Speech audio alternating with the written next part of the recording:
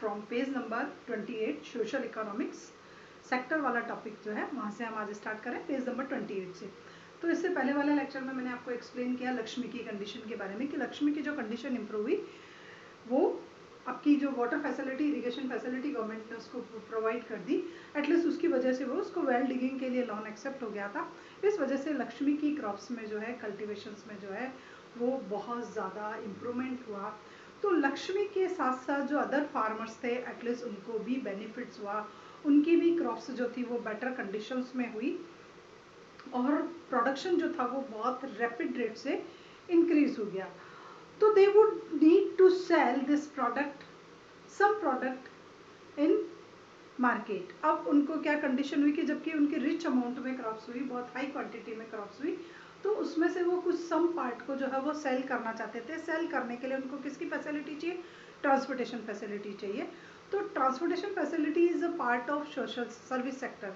Transportation facility जो है उसका डेवलपमेंट होगा तो फार्मर की अर्निंग इम्प्रूव में होगी और एग्रीकल्चर और सर्विस सेक्टर दोनों में क्या होगा? एम्प्लॉयमेंट अपॉर्चुनिटी जनरेट होगी। और सम पार्ट को वो क्या करना चाहते हैं? स्टोर करके रखना चाहते हैं ताकि फ्यूचर पर हाई प्राइस में सेल कर सके। तो इसके लिए स्टोरेज की जो सर्विसेज है हमारे वेयर हाउसेज गोडाउन्स वगैरह की, उसकी डिमांड जो हाई होगी तो अदर जो होगा उस सेक्टर्स में भी एम्प्लॉयमेंट अपॉर्चुनिटी इंक्रीज होगी। तो if government invest some money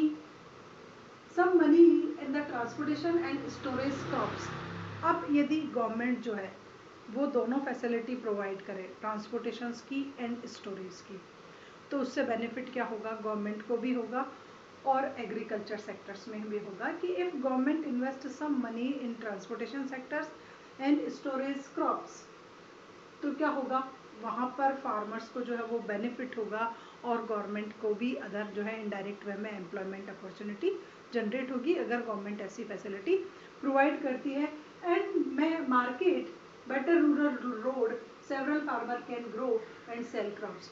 और यदि गवर्नमेंट जो है एक बेटर मार्केट तक जो है रीच की एक रोड कनेक्टिविटी प्रोवाइड करवा दे, तो उससे क्या होगा? फार्मर्स जो होगा वो अपनी क्रॉप्स को मार्केट में ले जा करके सेल कर देगा, तो भी उसकी अर्निंग और एम्प्लॉयमेंट दोनों ही जो है वो बहुत ज़्यादा इंक्रीज होगा और अदर फार्मर भी जो है फिर वो प्राइमरी सेक्टर्स में जो है अट्रैक्ट होने लग जाएंगे, क्योंकि गवर्नमेंट जो है सारी फैसिलिटी दे रही है, इरिगेशन दे दी, ट्रांसपोर्टेशन दे दी, उसके बाद आपको किसकी?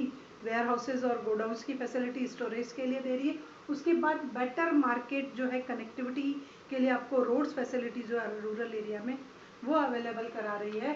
तो farmer can grow and sell crops.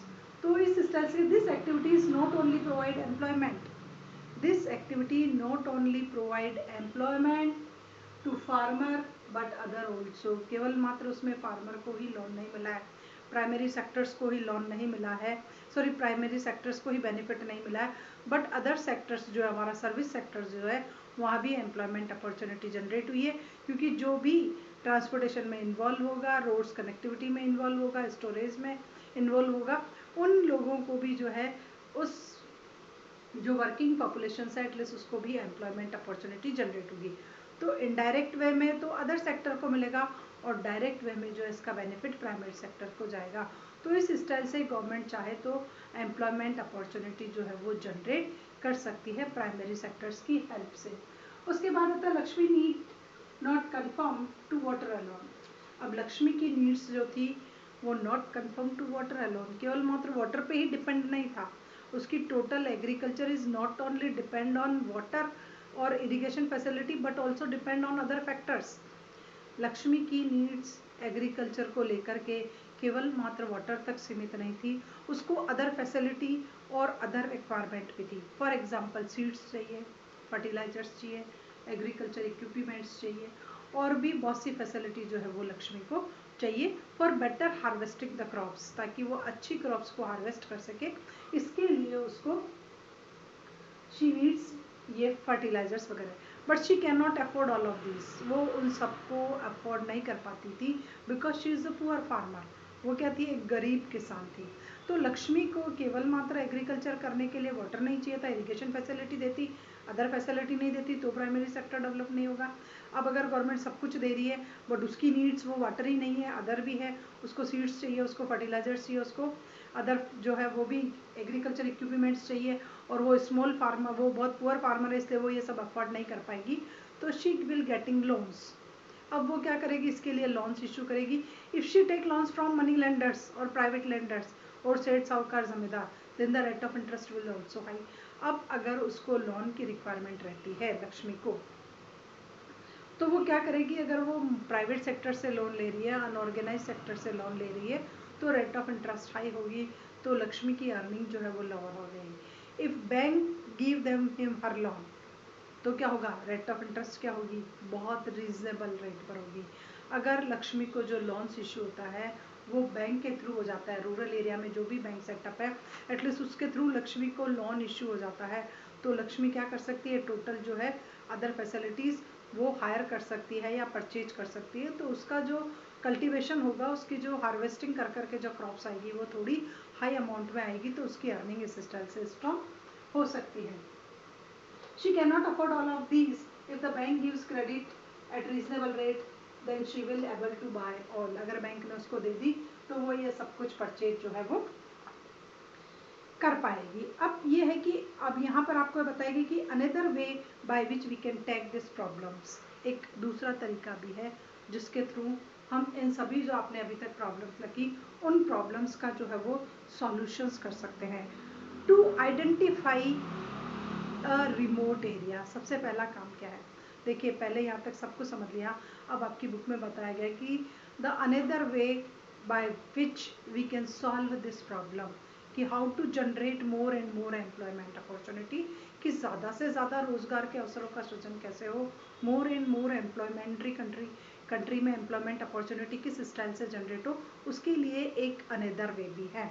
तो उसमें सबसे पहला it is to identify, promote and locate industry. सबसे पहले वहाँ पर आपको क्या करना है, आइडेंटिफाई ए रिमोट एरिया, एक बहुत ही backward area, remote area, rural area, at least आपको उसको सेलेक्ट करना है, एंड लोकेट एन इंडस्ट्री, और वहाँ पर किसी इंडस्ट्री का जो है वो सेटअप करना है, and service in semi rural area where large number of people में एम्प्लॉय, और यहाँ वहाँ पर क्या करना है, आपको एक इंडस्ट्री को जो है वो लोकेट करना है, semi urban area, rural area हो वो आपका, ताकि large number of employment opportunity can generate by this. अगर हमने किसी रिमोट एरिया को आइडेंटिफाई किया, किसी इंडस्ट्री का सेटअप किया, तो उस इंडस्ट्री के सेटअप मात्र से ही क्या होगा, large number of employment opportunity जो है वो वहाँ जनरेट होगी। अब ये कह रहा है कि for instant suppose many farmer decided to grow arhar, pulses है एक टाइप की, अगर उस एरिया के कुछ फार्मर्स जो हैं वो किसका प्रोडक्शन करना चाह रहे हैं, दालों का प्रोडक्शन करना चाह रहे हैं, then set a dal mill there, हमें वहाँ पर क्या करनी है, एक दाल मिल का सेटअप करना है। आपको बताया गया है कि आपने रिमोट एरिया को आइडेंटिफाई कर लिया है, आपने वहाँ एक इंडस्ट्री को सेटअप किया, इंडस्ट्री किस स्टाइल की होगी, आपको उसका आंसर इस बुक में दिया गया है कि सपोज रिमोट एरिया के जो फार्मर है they grow more and more pulses, for example arhar, gram, any sector कुछ भी, then set a dal mill there, वहाँ पर आपको क्या सेट करनी है, एक दाल मिल सेटअप करनी है, so that farmer can sell their product, farmer अपना प्रोडक्ट को वहाँ सेल कर सके, और वहाँ पर जो है उस इंडस्ट्री में जो है पल्सेस मैन्युफैक्चरिंग का काम स्टार्ट हो सके, इसलिए अदर जो है उनको भी एम्प्लॉयमेंट अपॉर्चुनिटी जनरेट होगी। सपोज रिमोट एरिया के जो फार्मर है वो शुगर कैन का प्रोडक्शन मैक्सिमम करना है, then set a sugar industry there, आपको वहाँ पर किसी शुगर इंडस्ट्री को सेटअप करना होगा गवर्नमेंट को, ताकि वहाँ पर क्या हो, शुगर कैन को इजी गोइंग सेल कर दिया जाए, और शुगर इंडस्ट्री में शुगर कैन के थ्रू जो है वो शुगर प्रोड्यूस करने की प्रोसेस स्टार्ट हो, तो उससे वहाँ लोगों को क्या होगा, एम्प्लॉयमेंट अपॉर्चुनिटी जो है वो वहाँ पर आपके जनरेट हो जाएगी। अगर सपोज कीजिए कि उस एरिया में पोटैटो, टमाटो और ऑनियंस की क्रॉप्स होती है, उस आपके एरिया में किसकी क्रॉप्स हो रही है, टमाटो, आपकी बुक में एग्जांपल है ये, पोटैटो और onion, then setup a cold storage there, government को क्या करना चाहिए, वहाँ पर एक कोल्ड स्टोरेज को सेटअप करना चाहिए, ताकि इनकी पोटैटो, ऑनियन और इनकी जो है वो लॉन्ग लाइफ तक सेफ्टी कर सके, और when the price will high farmer can sell his और हर क्रॉप्स, जब प्राइस बहुत ज़्यादा हाई होंगे तो फार्मर उस कोल्ड स्टोरेज से अपनी क्रॉप्स को निकाल करके हाई प्राइस पे सेल कर सकेगा। तो एग्रीकल्चर सेक्टर को भी बेनिफिट होगा, और जिसने गोडाउन ओपन किया एटलीस्ट उसको भी रेंट वगैरह कुछ मिलेगा, तो उसकी अर्निंग स्ट्रांग होगी और एटलीस्ट उसको भी एम्प्लॉयमेंट अपॉर्चुनिटी मिलेगी। Suppose the village is near the forest area. अब ऐसा बताया गया कि suppose the village is near the forest area, अगर फॉरेस्ट एरिया के आसपास है, then setup honey industry there, वहाँ पर एक हनी इंडस्ट्री को सेटअप कीजिए ताकि फार्मर क्या करे, वाइल्ड हनी को ला करके सेल कर सके और उसके रिफाइन और मैन्युफैक्चरिंग सब वहाँ से हो सके, तो वहाँ के लोगों को भी रोज़गार मिलेगा। वो क्या सेलेक्ट करेंगे, फॉरेस्ट से हनी को कलेक्ट करेंगे और वो हनी ला करके हनी इंडस्ट्री को देंगे, हनी इंडस्ट्री उसको रिफाइन कर करके पैक कर करके सेल करने का काम करेगी। तो इस स्टाइल से जो लिविंग है, इस स्टाइल से जो है एम्प्लॉयमेंट अपॉर्चुनिटी जनरेट हो सकती है। कौन से सेक्टर में, एग्रीकल्चर सेक्टर में, इंडस्ट्रियल सेक्टर में एंड सर्विस सेक्टर में। तीनों सेक्टर्स गवर्नमेंट के इस एफर्ट्स से बेटर वे में सक्सेसफुली रनिंग कर सकते हैं। तो this will produce employment opportunity in agriculture, in industrial and in service sectors. तीनों सेक्टर्स में इसके थ्रू क्या होगा, एम्प्लॉयमेंट अपॉर्चुनिटी जो है वो प्रोवाइड की जा सकती है। उसके बाद है कि 60%, अब आपको एक जो है रिसर्च वो बताई गई है कि इंडिया में अबाउट जो 60% पॉपुलेशन है, 60% population belong the age of 5 to 29। हमारी कंट्री में जो टोटल पॉपुलेशन है उसका जो 60% पार्ट है, it is belong the age of 5 to 29। 5 से 29 ईयर की एज के बीच में ही हमारी टोटल जो है वो पॉपुलेशन है। ओनली 52 अटेंडिंग एजुकेशन, उसमें से केवल मात्र 52% जो है वो स्कूल अटेंड करते हैं। Only 52 attending the institutions educational and the rest are no. और जो रिमेनिंग पार्ट है 52 के बाद जो पार्ट बचा होता है 8% का है, नहीं ओनली 52%, इस 60 का भी ओनली 52% पार्ट जो है वो आपके क्या है, स्कूल अटेंड कर रहा है, और रिमेनिंग जो 48% पार्ट है उसके थ्रू स्कूलिंग अटेंड ही नहीं की जा सकती है। दे में रेस्ट एट होम और दे में involve in child labour etcetera other activities. या तो वो क्या करते हैं, working as a child labour और में स्टॉप एट होम, या फिर वो घर पर ही रहते हैं, वो कहीं स्कूलिंग में जाते ही नहीं है क्योंकि वो अदर एक्टिविटीज़ में इन्वॉल्व हो जाते हैं।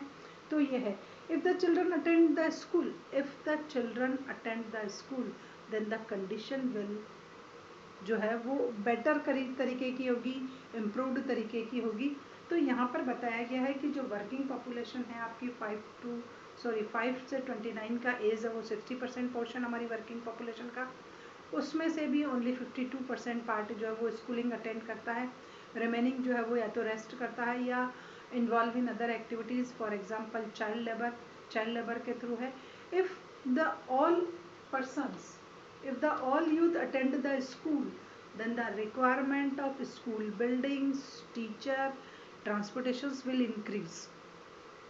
अगर टोटल का टोटल पोर्शंस जो है 60% जो वर्किंग पॉपुलेशन है वो अगर स्कूलिंग को अटेंड करे, हायर एजुकेशंस ले, अच्छी एजुकेशन ले, तो किसकी रिक्वायरमेंट होगी हमारी कंट्री में जो है, सबसे पहले स्कूल बिल्डिंग्स की रिक्वायरमेंट बढ़ जाएगी, इंस्टीट्यूशंस, एजुकेशनल इंस्टीट्यूशंस की रिक्वायरमेंट बढ़ जाएगी, टीचर्स की रिक्वायरमेंट बढ़ जाएगी, अदर स्टाफ मेंबर जो है 4th क्लास ऑफिस स्टाफ उनकी रिक्वायरमेंट बढ़ जाएगी। तो इस स्टाइल से एम्प्लॉयमेंट अपॉर्चुनिटी और जनरेट हो सकती है if they attend the school. अगर टोटल पॉपुलेशन स्कूल अटेंड करे तो हमारी कंट्री में एम्प्लॉयमेंट अपॉर्चुनिटी जो है वो जनरेट हो सकती है। वो स्कूल जाएंगे तो गवर्नमेंट स्कूल्स की बिल्डिंग्स बनाएगी, गवर्नमेंट टीचर्स को अपॉइंट करेगी। बच्चे स्कूल जा ही नहीं रहे हैं, इस वजह से गवर्नमेंट भी जो है आपके स्कूल्स को लेकर के वो जो है अवेयरनेस नहीं है। They may be at home or working as a child labor. If they attend the school, we require more building or teacher. Nearly 20 lakh jobs created in education, in the field of education in rural area or urban area also. If they attend the school, अगर वो school attend करते हैं तो क्या होगा, 20 lakhs की जो job opportunity है वो इस एजुकेशन सेक्टर्स में जो है वो क्रिएट होगी इन रूरल एरिया और इन अर्बन एरिया, चाहे वो कहीं के भी हो।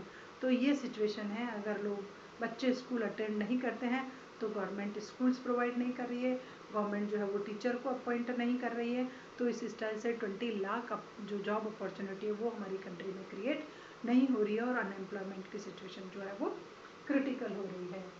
If we improve health situation, अब दूसरा एग्जाम्पल आपको लिया है कि हेल्थ को अगर आपको इम्प्रूव करना, पहले आपको एजुकेशन को इम्प्रूव करना था। If you want to improve the health level of our public और ऑफ आवर पॉपुलेशंस, अगर हम हेल्थ को इम्प्रूव करना चाहते हैं then we need more doctors, more hospitals, more nurses, more जो है आपको टोटल इक्विपमेंट, सबकी रिक्वायरमेंट बढ़ जाएगी।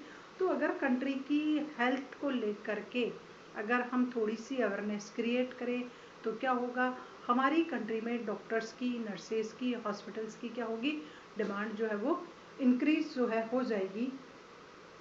And these way by some which jobs would be created, तो इससे क्या होगा, जॉब्स अपॉर्चुनिटी जो है वो क्रिएट होगी। These are some way by which jobs would be created। तो इन सब जो है, जो मैंने आपको ऊपर बताया, उन सब के थ्रू हम क्या कर सकते हैं, हमारी कंट्री में जॉब अपॉर्चुनिटी जो है वो क्रिएट कर सकते हैं, एजुकेशन लेवल सुधार करके और हेल्थ फैसिलिटी जो है एटलीस्ट उसको सुधार करके। अब यहाँ पर बताया गया है कि एवरी स्टेट और region has potential for increasing income and employment of people the area. हर स्टेट में इतनी पोटेंशियबिलिटी होती है, इतनी कैपेबिलिटी होती है, इतनी एफिशिएंसी होती है कि एटलीस्ट वो अपने जो एरिया है उसमें जो है वो कंडीशंस को इम्प्रूव कर सके और इनकम लेवल इम्प्रूव कर सके और एम्प्लॉयमेंट अपॉर्चुनिटी जनरेट कर सके। कहने का मतलब यह है कि इंडिया का हर स्टेट इतना कैपेबल है, इतना पावरफुल है कि वो खुद अपने लोगों के लिए एम्प्लॉयमेंट अपॉर्चुनिटी जो है वो जनरेट कर सकता है। हमारे यहाँ स्टेट वाइज भी जो है वो एम्प्लॉयमेंट अपॉर्चुनिटी जनरेट की जाती है। तो हमारा स्टेट जो है वो इतना स्ट्रॉन्ग है कि वो खुद एम्प्लॉयमेंट अपॉर्चुनिटी जनरेट कर सकता है। एवरी स्टेट और region and potential for increasing income and employment for the people in that area, उस एरिया में जो भी लोग हैं उनको एम्प्लॉयमेंट अपॉर्चुनिटी प्रोवाइड कर सकता है। For example tourism, regional craft industry and IT example दे रखे हैं कि वो स्टेट टूरिज्म को लेकर के कुछ काम करे, वो कुछ लोकल इंडस्ट्री का सेटअप करे, रीजनल क्राफ्ट इंडस्ट्री को सेटअप कर ले या IT सेक्टर में कुछ इनोवेशन करे। तो कुछ 3 एग्जाम्पल दे रखे, इन तीनों एग्जाम्पल्स के थ्रू स्टेट जो है वो एम्प्लॉयमेंट अपॉर्चुनिटी जनरेट कर सकता है।